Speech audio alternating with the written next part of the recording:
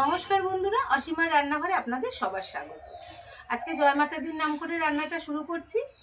আজকে আমি করব এঁচোড়। বাজারে এখন নতুন নতুন এঁচোড় উঠেছে, কচি এঁচোড়। সেই এঁচোড় নিয়ে এসেছি, তাই ওই এঁচোড় দিয়ে অল্প করে মাংসও এনেছি, মাংসের কিমা, সেটা দিয়ে রান্না করব। কিভাবে রান্না করব সেটা তো দেখাবো, আর কি কি লাগবে দেখিয়ে দিই। এই দেখুন, মুরগির মাংসের কিমা নিয়ে এসেছি, এরকম ছোটো ছোটো করে টুকরো করে নিয়েছি। মাংস ধুয়ে নিয়ে এসেছি। এখানে আছে এঁচোড়, এই দেখুন কত কচি এঁচোড়টা, একদম দানা হয়েছে, একদম ছোট্ট। এঁচোড় নিয়ে নিয়েছি, এখানে বড় বড় করে আলুও কেটে নিয়েছি, একটা টমেটো নিয়ে নিয়েছি। মশলার মধ্যে তেল, গোটা জিরে, একটা ফোড়নের জন্য শুকনো লঙ্কা, তেজপাতা, হলুদ গুঁড়ো, পেঁয়াজ কুচিয়ে নিয়েছি একটা বড়, লবণ, এখানে আছে গরম মশলা, গুঁড়ো গরম মশলা, এখানে রসুন, এক টুকরো আদা, আর ঝাল লঙ্কার গুঁড়ো। তাহলে আপনারা দেখতে থাকুন এঁচোড়টা আমি কিভাবে রান্না করি। রান্না শুরু করার আগে প্রথমে বেটে নেব মশলাগুলো। প্রথমে বাটবো জিরে, এই যে গোটা জিরে, জিরের সঙ্গে আদাটাও বেটে নেব।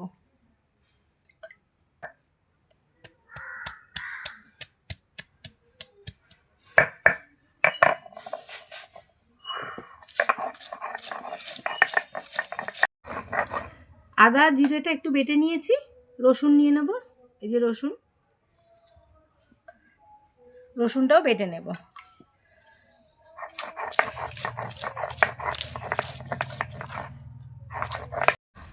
আদা জিরেটা বেটে নিয়েছিলাম, এবার পেঁয়াজটা বেটে নেব।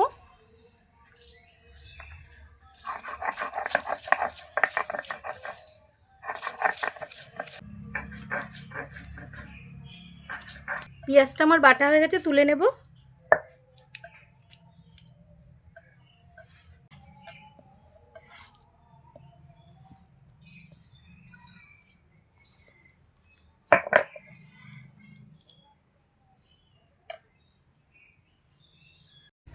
উনুন ধরিয়ে দিয়েছি, কড়াটা বসিয়ে দেবো।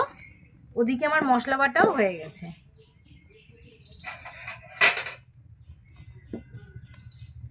বন্ধুরা, মশলা বাটা আগেই করে নিই, কারণ এরকম কাঠের উনুন তো, উনুন জ্বলে গেলে কড়া পুড়ে যায়। এই জন্য কড়া বসিয়ে দিলাম, দিয়ে দেবো তেল।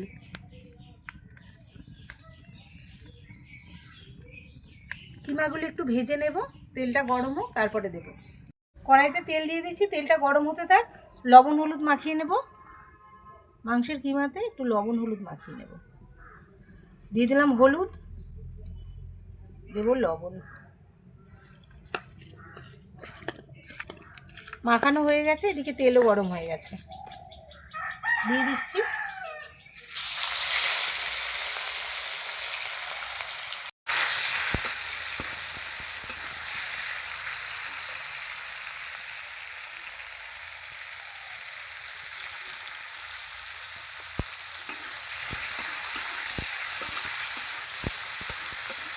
ভালো করে ভেজে নেব।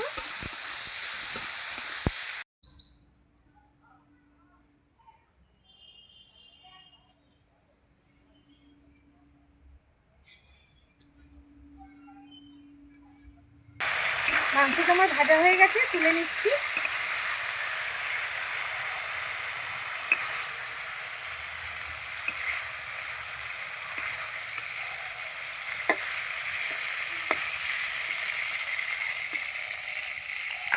কড়াইতে আমি আবার তেল দিয়ে দেবো।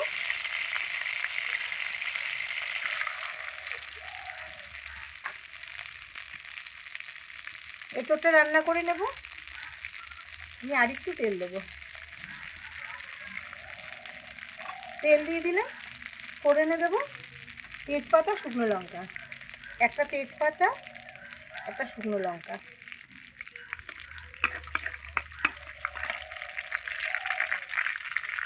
দিয়ে দেবো গোটা জিরে। ফোড়নটা একটু করে নেব, তারপরে এঁচোড় আর আলুটা দেবো। ফোড়নটা আমার হয়ে গেছে, এবার দিয়ে দেবো আলু আর এঁচোড়টা।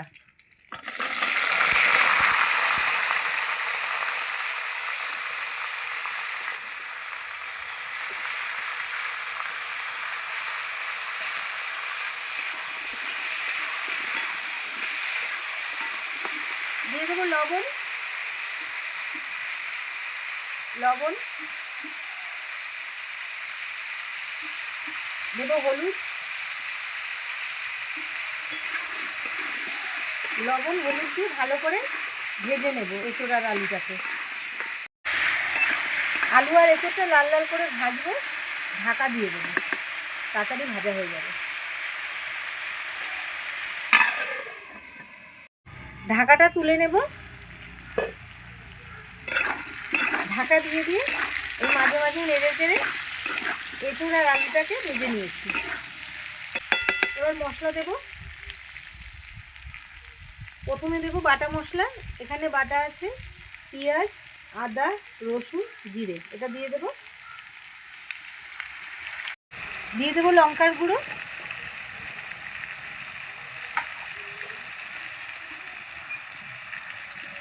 দিয়ে দেবো লবণ,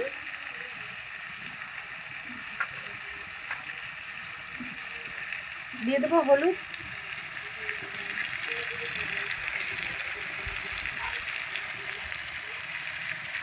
দিয়ে ভালো করে কষাবো। মশলা দেওয়ার বাটিটা দিয়ে একটু জল দিয়ে দেবো। এবার আমি কষিয়ে নেব, মশলা সবজি দিয়ে কষাবো।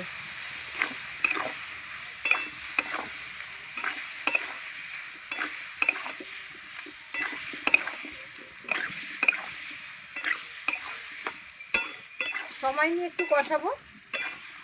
মশলা যত কষাবো তরকারির কালারও ভালো আসবে, খেতেও স্বাদ হবে।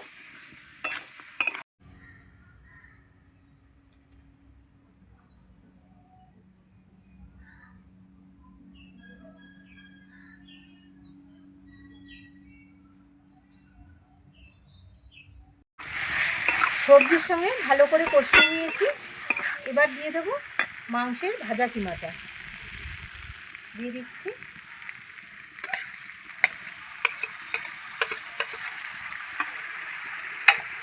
দিয়ে আবার নেড়ে চেড়ে নেব।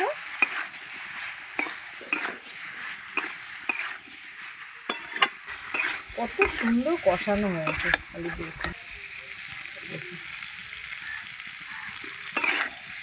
এবার জল দিয়ে দেবো।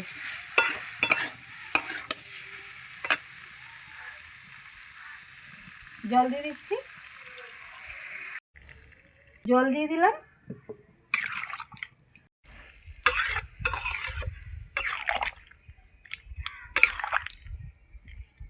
এবার ঢেকে দেব।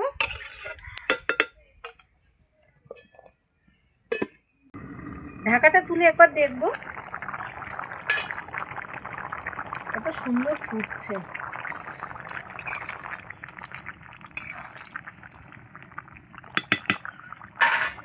এখানে একটা টমেটো কেটে রেখেছিলাম, এটা দিয়ে দিচ্ছি।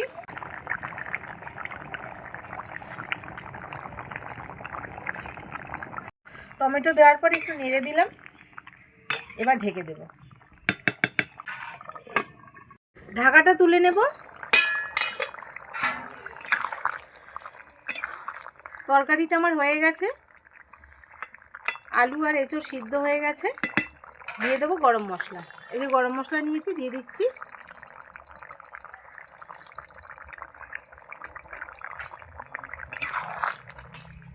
এবার একটু ঢাকা দিয়ে তারপরে নামিয়ে নেব। ঢাকা দিয়ে দিচ্ছি, ঢাকাটা তুলে নিচ্ছি। গরম মশলা দেওয়ার পর কিছুক্ষণ ঢাকা দিয়ে রেখেছিলাম। তরকারিটা আমার হয়ে গেছে, এবার নামিয়ে নিচ্ছি।